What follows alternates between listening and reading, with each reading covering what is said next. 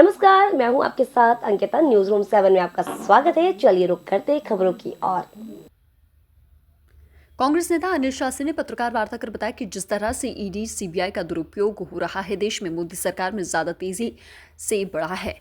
डरा धमका कर वोटिंग करवाई जा रही है कई राज्यों में। अनिल शास्त्री ने भारतीय जनता पार्टी पर जमकर हमला बोला। देश में जिस तरह से डर का माहौल बनाया जा रहा है ईडी सीबीआई इनकम टैक्स के द्वारा विपक्ष के नेताओं पर, उससे लगता है कि देश में भाजपा सरकार तानाशाह बनी हुई है। मोदी की गारंटी झूठ की गारंटी है, सारे चुनावी जुमले हैं।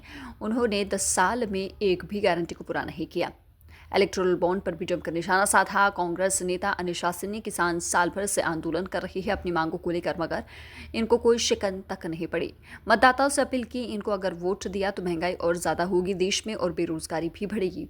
बीजेपी झूठा वादा कर रही है देश की जनता से। सर्जिकल स्ट्राइक पर भी सवाल उठाए अनिल शास्त्री। नरेंद्र मोदी अगर 56 इंच की बात करते हैं तो चीन पर प्रहार करके दिखाए। चीन ने भारत की जमीन पर कब्जा कर लिया, मगर मोदी जी एक भी शब्द नहीं बोल रहे हैं चीन के लिए। न्यूज रूम 7 के लिए कैमरामैन हनीफ खान के साथ सऊद सिद्दीकी की रिपोर्ट। हमारे संबंध नेपाल से खराब हुए हैं।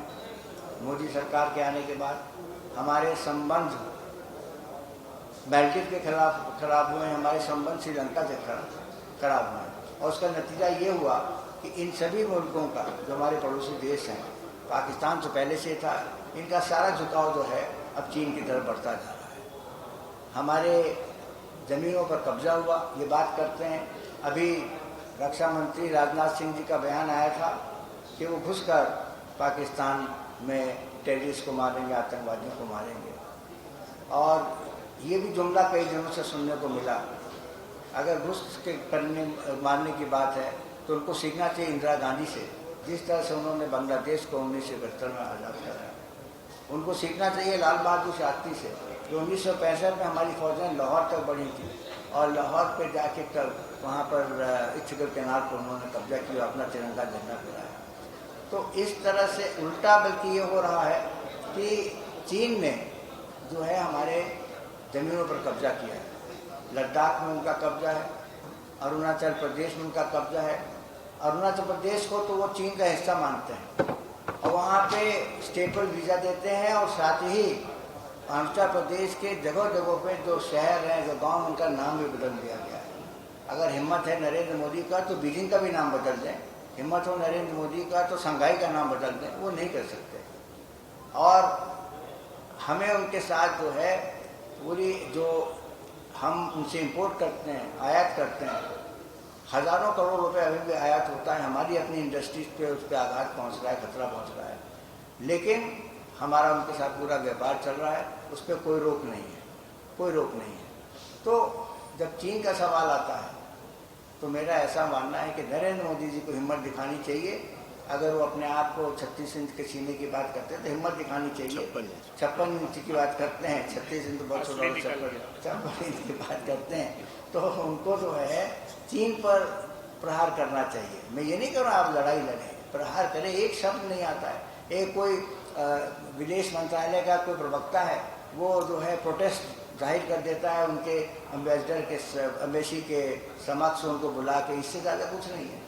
लेकिन नरेंद्र मोदी जी ने आज तक चीन पर या अरुणाचल प्रदेश के सिलसिले में कभी भी एक शब्द नहीं कहा है। हमारे जवानों को वहाँ मारा गया है, लेकिन उस पर भी कुछ हुआ नहीं है, सिवाय कि विदेश मंत्रालय का कोई भी प्रवक्ता जो है वो जाके उसको कंडेम कर देता है और उसके बाद बात खत्म हो जाती है।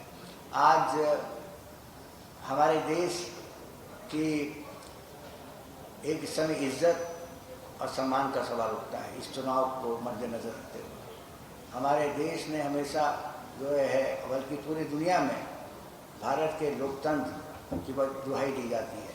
आज भारत जो है दुनिया का सबसे बड़ा लोकतांत्रिक मुल्क है, सबसे बड़ा लोकतांत्रिक, largest democracy in the world, जहाँ पे जो है 100 करोड़ लोग वोट देते हैं। कहीं ऐसा होता नहीं है।